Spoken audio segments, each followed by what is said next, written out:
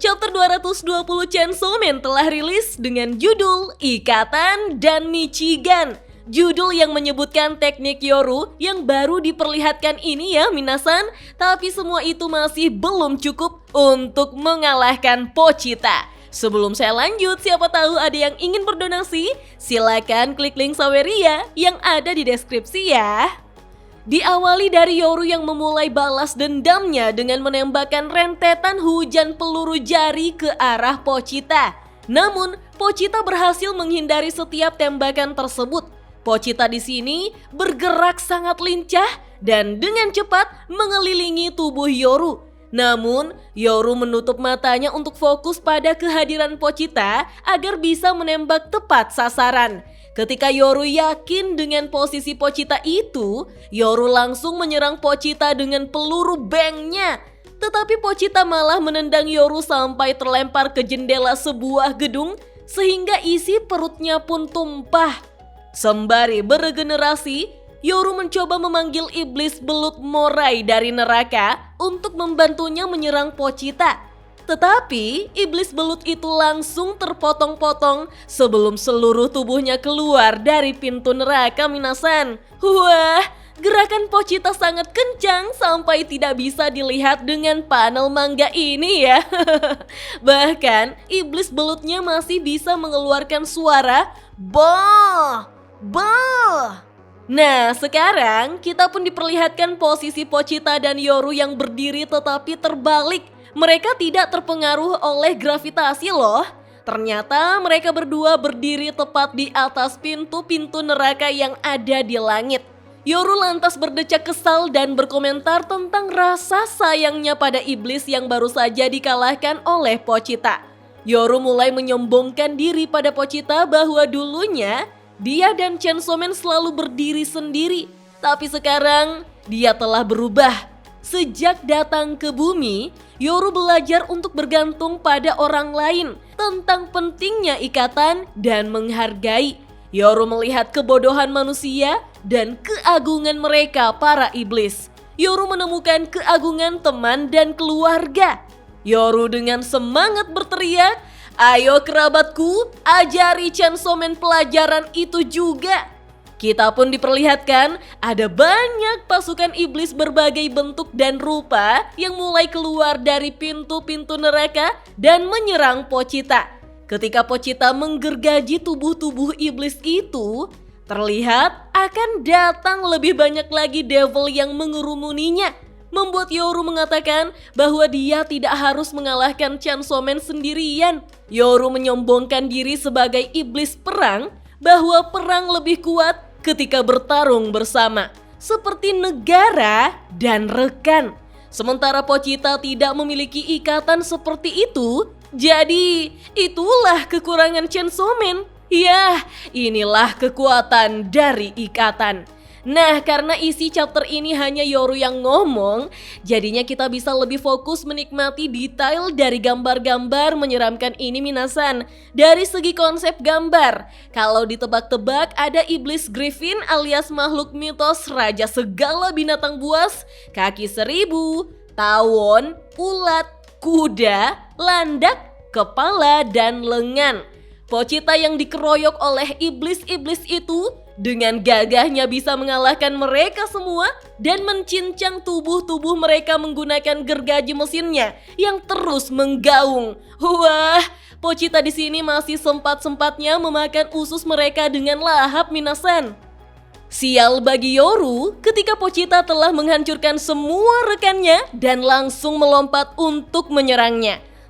Bagian ini tidak terlalu mengejutkan lagi bagi kita. Siklusnya ada iblis muncul, langsung ditebas oleh Pochita dan ulang terus menerus.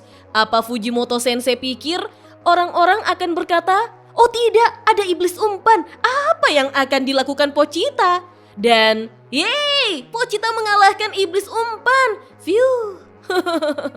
Yoru sempat ragu-ragu, tapi kemudian dia memanggil pedang Michigan. Sayangnya kita tidak diperlihatkan bentuk dari pedang Michigan ini minasan. Itu karena panel berpindah memperlihatkan versi pengamatan Fumiko Mifune yang sedang mendokumentasikan pertarungan saat negara bagian Michigan runtuh dengan sendirinya pada pukul 11:23 pagi. Wah, ternyata Michigan itu adalah negara yang dijadikan pedang oleh Yoru ya minasan. Pasti banyak yang bertanya-tanya, kok random banget tiba-tiba Michigan? Ternyata Michigan ini memainkan peran kunci selama Perang Dunia Kedua melalui industri manufaktur, khususnya otomotif yang menjadi pusat produksi militer Amerika Serikat. Bahkan tahanan Jerman dipekerjakan di sektor pertanian untuk mengatasi kekurangan tenaga kerja. Ada pula Danau Michigan yang digunakan untuk latihan, sehingga banyak pesawat tempur jatuh di dasar danaunya. Jadi ya, masuk akal. Tapi tentu kita perlu memikirkan bahwa Pochita telah memakan Shi-chan, sehingga kematian telah dihapuskan. Kita pasti tahu kalau sekarang tidak ada lagi yang bisa mati. Namun Yoru justru membuat pedang dari Michigan. Kira-kira apa yang akan terjadi pada semua orang di Michigan? Apakah mereka akan menjadi bagian dari pedang itu? Apakah kita akan melihat orang-orang yang mencuat dari pedang itu mengerang dan tetap hidup meski tubuhnya terpotong-potong? Wah, membayangkannya saja sudah sehoror itu. Lalu, tentang dokumenter yang Fumiko buat sebagai pengamat kejadian di Michigan, apakah ini laporan untuk keamanan publik? Apakah berarti dia memanfaatkan Fumiko lain yang berada di seluruh dunia untuk mengumpulkan informasi ini? Apakah Yoru mungkin telah membuat kontrak dengan masing-masing negara bagian di Amerika Serikat? Jadi secara harfiah, ini seperti Chainsaw Man yang sedang berperang melawan Amerika Serikat. Mungkin Yoru akan terus mengorbankan negara-negara bagian Amerika dan mengubahnya menjadi senjata. Tapi sejujurnya, saya tidak tahu bagaimana Pochita akan memenangkan ini. Jika Denji harus menggunakan kekuatannya untuk mengalahkan Makima, saya justru penasaran bagaimana Pochita akan mengalahkan War Devil.